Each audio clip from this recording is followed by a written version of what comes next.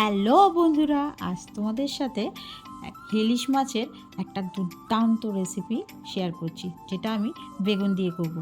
বর্ষাকালে ইলিশ মাছ না হলে চলে নাকি? তাই আজকে তোমাদের সাথে শেয়ার করলাম। এই রেসিপিটা তো আমার ব্যাপক লাগে। দেখো, আমি এখানে বড় সাইজের ইলিশ মাছ নিয়ে নিয়েছি, আর এটাকে আমি নুন হলুদ মাখিয়ে কিছুক্ষণের জন্য ম্যারিনেশন করে রেখে দিয়েছিলাম। এবার কড়াইয়ের মধ্যে আমি সর্ষের তেল নিয়ে নিয়েছি। সর্ষের তেলটা হালকা গরম হয়ে গেছে। এবার আমি এক এক করে এই মাছগুলোকে ছেড়ে দিচ্ছি। মাছগুলো বেশ হালকা ফ্রাই করে আমি বের করে নেবো, খুব একটা বেশি আমি লাল করব না। ইলিশ মাছ তো খুব বেশি লাল করলে কিন্তু ইলিশ মাছের স্বাদটা নষ্ট হয়ে যায়। দেখো, আজকে আমি ইলিশ মাছটা বেগুন দিয়ে করব। বেগুন দিয়ে কিন্তু অনেকে অনেক রকম করে, আমি আজকে তোমাদের একটা নতুন ধরনের শেখাচ্ছি। এখানে প্রায় আমি 1 কেজির মতো বেগুন নিয়ে নিয়েছি, আর ছোটো ছোটো করে টুকরো করে নিয়েছি। চলো দেখি। এই দেখো, আমার মাছটা কিন্তু এক সাইডে ভাজা হয়ে গেছে। আমি খুন্তির সাহায্যে ভালো করে এটাকে উল্টে পাল্টে নিচ্ছি।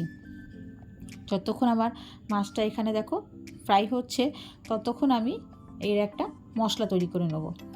বন্ধুরা, আমাকে কিন্তু কমেন্ট করে জানিও তোমরা ইলিশ মাছ কিভাবে খেতে ভালোবাসো।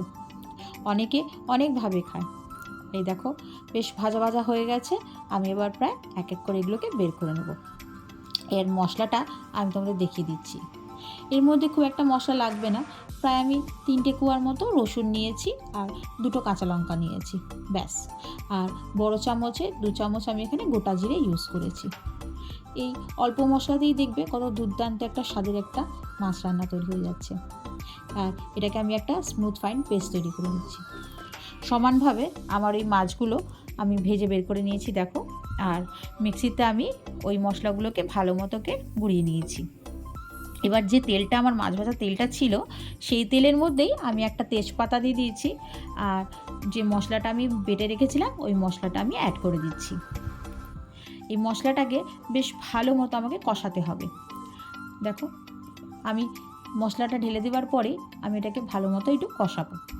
এর মধ্যে খুব একটা বেশি মশলাপাতি পড়বে না। আমি এর মধ্যে ছোটো চামচের 1 চামচের মতো হলুদ গুঁড়ো ইউজ করছি, আর যে যেরকম ঝাল খাবে সেই হিসাবে তোমরা লঙ্কা গুঁড়োটা ইউজ করো। আমি এখানে ছোটো চামচের 1 চামচের মতো লঙ্কা গুঁড়ো রেড চিলি পাউডার ইউজ করেছি, ব্যাস। এবার এই মশলাগুলোকে জোর আছে আমাকে কন্টিনিউ চালিয়ে যেতে হবে, আর ভালো মতো আমাকে এটাকে কষতে হবে। দেখো, 5 মিনিট হয়ে গেছে, মশলাটা বেশ ভাজা ভাজা হয়ে এসছে। এবার আমি যে ওই বেগুনগুলো কেটে রেখেছিলাম, ওই বেগুনগুলো আমি এর মধ্যে দিয়ে দেবো। বন্ধুরা, তোমরা বললে বিশ্বাস করবে না, এই বেগুনের জন্য কিন্তু ইলিশ মাছের স্বাদটা কিন্তু অনেকটাই চেঞ্জ হয়ে যায়, আর এত সুন্দর একটা অপূর্ব একটা টেক্সচার আসে, তোমার কি বলবো। বেগুনটা যাতে খুব সহজেই গলে যায়, আমরা তার জন্য অল্প করে এর মধ্যে নুন অ্যাড করে দিলাম। এবার আমাকে কি করতে হবে, ঢাকনা চেপে চেপে আমাকে এই বেগুনটা মশলার সাথে ভালো করে কষাতে হবে। বেগুনটা যতক্ষণ না আমার বেশ গলে একটু মাখা মাখা কাদা কাদা হয়ে যাচ্ছে, ততক্ষণ আমাকে ঢাকনা চেপে চেপে এই বেগুনটাকে আমাকে কষতে হবে। দেখো, প্রায় 5 মিনিটের মতো হয়ে গেছে।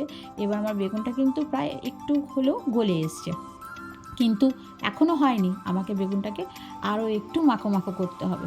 দেখো, আমি আরও কিছুক্ষণ নাড়াচাড়া করার পর বেগুনটা বেশ আমার মাখো মাখো হয়ে গেছে। এবার তোমরা যে যেমন গ্রেভি খাবে সেই হিসাবে তোমরা এর মধ্যে জল অ্যাড করতে পারো। আমি দেখো এখানে প্রায় 500 ml মতো আমি এখানে জল অ্যাড করেছি। জল অ্যাড করে আমি এর মধ্যে অল্প করে আমি এর মধ্যে নুন দিয়ে দেবো, বেশ একটা ফোঁট হবার মতো। আর দেখো, বেশ কতটা একটা ফুট হবার পরেই আমি এটাকে ঢাকনা চেপে কিছুক্ষণের জন্য রেখে দেবো। বন্ধুরা, তোমরা কিন্তু এই ইলিশ মাছটা একবারের জন্য হলেও ঘরে বানিও। দেখো, আমি এটাকে ঢাকনা চেপে রেখে দিচ্ছি। আর যেই একটা ফুট হয়ে গেছে, এবার কিন্তু এই ইলিশ মাছের স্বাদ বাড়ানোর কিন্তু মেন ট্রিক্সটা তোমাদেরকে বলি, দাঁড়াও।